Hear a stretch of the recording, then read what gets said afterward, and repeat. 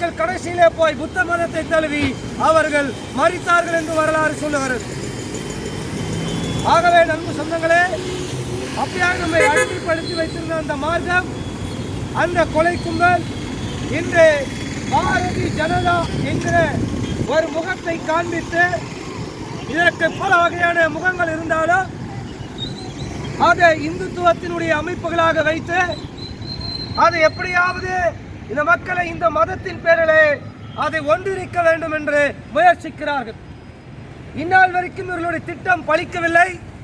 காரணம், புரட்சியாளர் அம்பேத்கர் அவர்கள் தன்னுடைய பட்ட படிப்பை முடித்து இந்தியாவிலே வந்து இந்த வன்கொடுமைகளெல்லாம் பார்த்து இந்த மக்களுக்கெல்லாம் நல்ல ஒரு திட்டத்தை அமைக்க வேண்டும் என்று சொல்லி மாமேதையாக இருந்து பல சட்டங்களை எழுதி நம்மை காப்பதற்காக, பாதுகாப்பதற்காக எழுதி வைத்த சட்டத்தை மாற்ற வேண்டும் என்று சொல்லுகிறார்கள் இந்த கொலை கும்பல், இந்த மதவாத கும்பல். அப்படி சொல்லுகிறார்கள் தோழர்களே.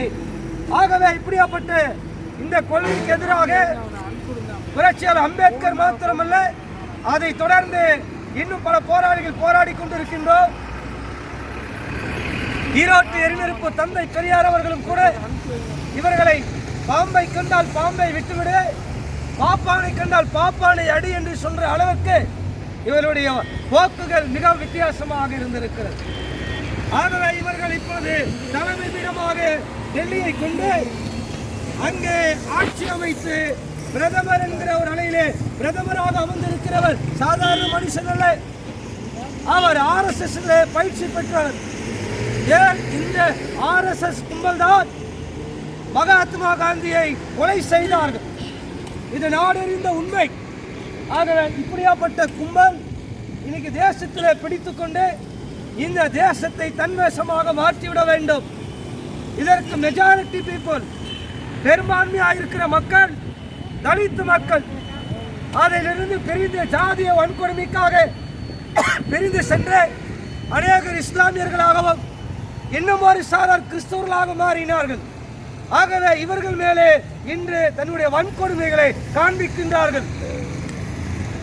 அதன் அடிப்படையில் தான் நேற்று அம்பேத்கருடைய நினைவு நாளிலே சென்னை மாநகரிலே காவி போட்ட ஒரு கும்பல் புரட்சியாளர் அம்பேத்கர் அவர்களுக்கு மாலை மரியாதை செலுத்துவதற்காக சென்ற பொழுது அங்கே இருந்த நம்முடைய தொப்புள் குடியுற சகோதரர்கள் அவரை விரட்டி அடித்தார்கள் என்று இன்று நாம் செய்தியிலே வாசிக்கிறோம். இப்பொழுதுதான் இதே போன்ற அநேக பகுதியிலே காவிக்கு எதிரான போராட்டங்கள் தொடரும். விரட்டி அடிப்பது எங்களுடைய வேலை. அதை ஓயாமல் ஒருபோதும் நாங்கள் விட மாட்டோம். ஆகவே இந்த ஆர்ப்பாட்டத்தின் மூலமாக மத்திய மாநில அரசு இவங்க வந்ததுலேருந்து பார்த்தீங்கன்னா ஏதாவது ஒரு விஷயத்தை கை வச்சுட்டே தான் இருப்பாங்க. அதில் ஆரம்ப காலத்தில் வந்தவுடனேயே SNSC பிரிவில் இருக்கின்றதான மாணவர்கள் படிப்பதற்காக கொடுக்கப்பட்ட அந்த சலுகைகளை பறிக்கும் வண்ணமாக இருக்கிறார். புரட்சியாளர் அம்பேத்கர் அவர்கள் பார்த்த பொழுது அங்கே இந்த SNSC பிரிவை சார்ந்த மாணவர்கள் படிக்க முடியாமல் கல்லூரிக்கு செல்ல முடியாத ஒரு அவல நிலைமை. ஆகவே அவர்கள் படித்து நல்ல ஒரு வேலை வாய்ப்புக்கு வர வேண்டும், அப்படியாவது இந்த சமூகம் முன்னேற வேண்டும் என்கிற நல்ல ஒரு நோக்கத்தோடு கொடுக்கப்பட்ட அந்த ஸ்காலர்ஷிப் என்று சொல்லக்கூடிய கல்வி உதவித்தொகையை வழங்கினார்கள். நாள் வரைக்கும் எந்த அரசியல் கட்சிகளும் கை வைக்காத ஒரு வேலையை இந்த பாரதிய ஜனதா பார்ட்டி இந்துத்துவ கும்பல், சங் பரிவார் கும்பலினை உடனடியாக கை வைத்திருக்கிறார்கள். இதை இந்திய திராவிட மக்கள் முன்னேற்ற கட்சியின் சார்பாக வன்மையான கண்டனத்தை நாங்கள் பதிவு செய்கின்றோம் தோழர்களே. ஆகவே இந்த ஜனநாயக விரோத போக்கை, தலித் விரோத போக்கை உடனடியாக பாஜக அரசு கைவிட வேண்டும் என்று கேட்டுக்கொள்கிறோம். அடுத்ததாக துப்புரவு பணியாளர்கள், இவர்கள் நாம் இன்று தூய்மையாக சுகாதாரமாக வாழ்வதற்கு மிக முக்கியமான ஒரு பகுதி அம்சத்தை வாழ்ந்தவர்கள். ஆகவே அவர்கள் பணியில் இருக்கும் பொழுது அவர் ஏதாவது ஒரு பணியிலே ஒரு சாக்கடைக்குள்ளேயோ அல்லது ஒரு டிரைனேஜுக்குள்ளேயோ அவர் இருக்கும்போது விஷவாயு தாக்கப்பட்டு அவர்கள் கொடூரமாக இறந்து போகிற ஒரு நிலை வருகிறது.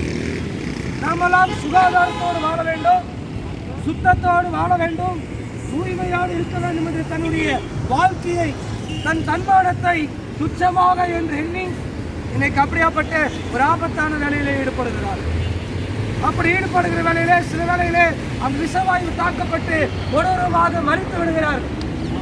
அவர்கள் வேலை செய்கின்ற பொழுது மறிக்கின்ற சூழ்நிலையிலே மற்ற எல்லா வேலைகளிலும் அவர்களுக்கு நிதி வழங்கப்படுகிறது, உதவி வழங்கப்படுகிறது.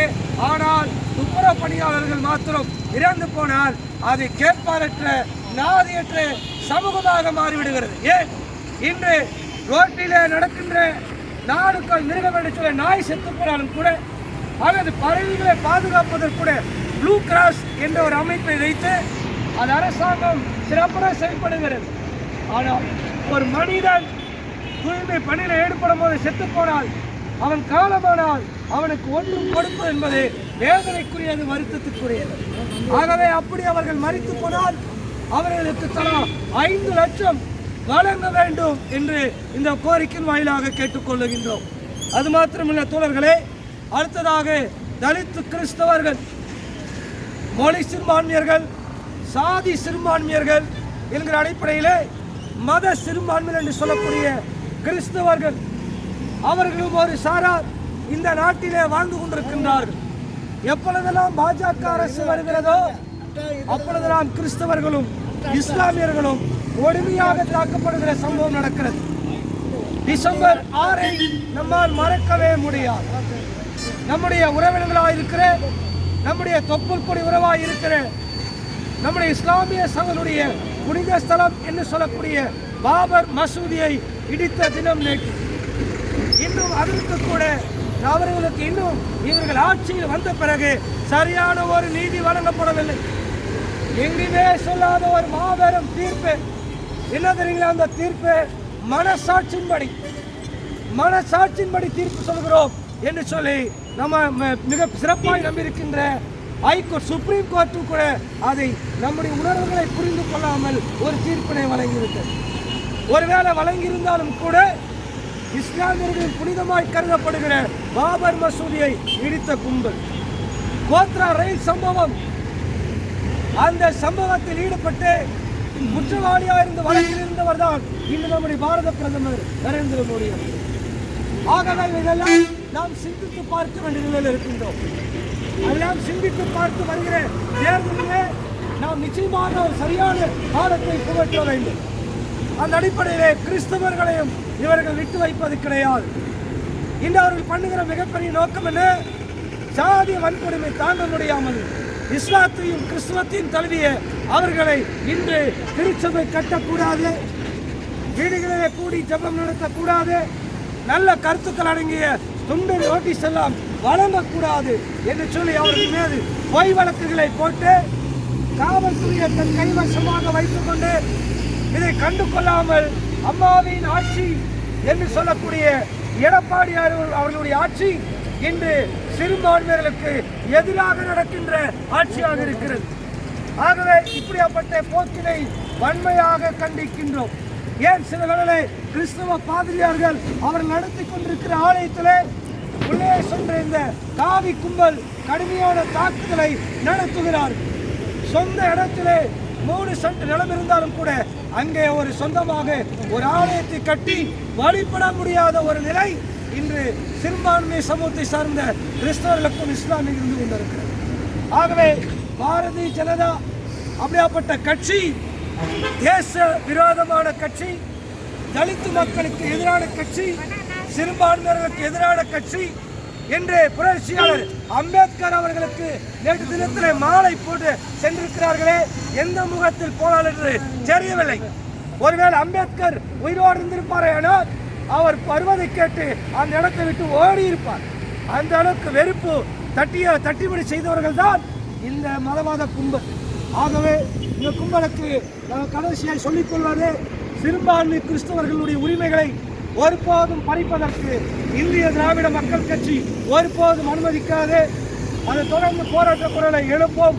வருகின்ற சட்டமன்ற தேர்தலிலே நிச்சயமாகவே புதிய பார்வை என்கிற ஒரு அணியிலே இந்திய திராவிட மக்கள் கட்சியும் சிறுபான்மையர் அமைப்பையும் தலித் பெரும்பாலான அமைப்புகளை ஒருங்கிணைத்து மாபெரும் பாடத்தை பாரதிய ஜனதா பார்ட்டிக்கு புகுட்டுவோம். அனைத்து SC உரிமைகளை ஒருபோதும் தட்டி பறிக்க அனுமதிக்க மாட்டோம். துப்புரவு தொழிலாளர்களுக்கு எங்கு பாதிப்பு ஏற்பட்டாலும் அங்கே விரைந்து செல்வோம், குரல் கொடுப்போம். அடுத்ததாக தோழர்களே, ஒரு தலித் சமூகத்தை சார்ந்தவர்கள் 2 மாதத்திற்கு முன்பாக கடந்த மாதத்திலே 3 படுகொலைகளை செய்திருக்கிறார்கள். இந்த படுகொலையின் நிலைமை என்ன? இன்னைக்கு நான் கேட்கின்றேன், முன்னாள் பாரத பிரதமர் ராஜீவ்காந்தி அவர்களுடைய படுகொலையிலே கைது செய்யப்பட்ட சாமானியமான மக்கள், அநேக மக்கள் விருப்பப்பட்டோம், பல அரசியல் தலைவர்கள் கோரிக்கை வைத்தும் இன்றளவு கூட அவருடைய தண்டனை காலம் முடிந்தும் இன்றைக்கும் சிறையில் இருக்கின்ற ஒரு நிலை ஏற்பட்டு கொண்டிருக்கிறது. ஆனால் ஒரு பெரிய தலைவருக்கும் அதே சட்டம் தான், சாதாரண தலித்து மக்கள் அவங்களுக்கும் அதே சட்டம் தான். சட்டத்தின் எல்லாரும் சமமானவர்கள் என்று சட்டம் நம்முடைய சட்டம் சொல்லுகிறது.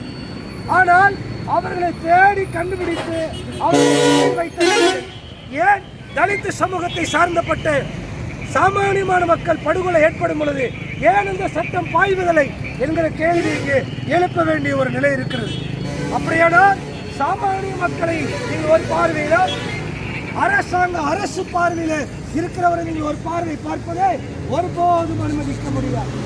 ஆகவே இப்படிப்பட்ட படுகொலை நடக்கிற அந்த சம்பவத்திலே ஒருபோதும் காவல்துறை சுணக்கம் காட்டக்கூடாது, பொறுமை காட்டக்கூடாது. உடனடியாக அவர்களை கைது செய்து அவர்களை சிறையில் அடைத்து தகுந்த தண்டனை வழங்க வேண்டும் என்று இந்த கட்சியின் சார்பாக நாங்கள் கேட்டுக்கொள்கின்றோம். ஆகவே வருகின்ற சட்டமன்ற தேர்தலிலே புதிய பார்வைகள் அணியின் சார்பாக 234 தொகுதிகளில் நாங்கள் போட்டியிடுவோம். நாளை நமது, 40 நமது என்று சொல்லி வாய்ப்பு கொடுத்த அனைவருக்கும் நன்றி விடுக்கிறேன். நன்றி, வணக்கம்.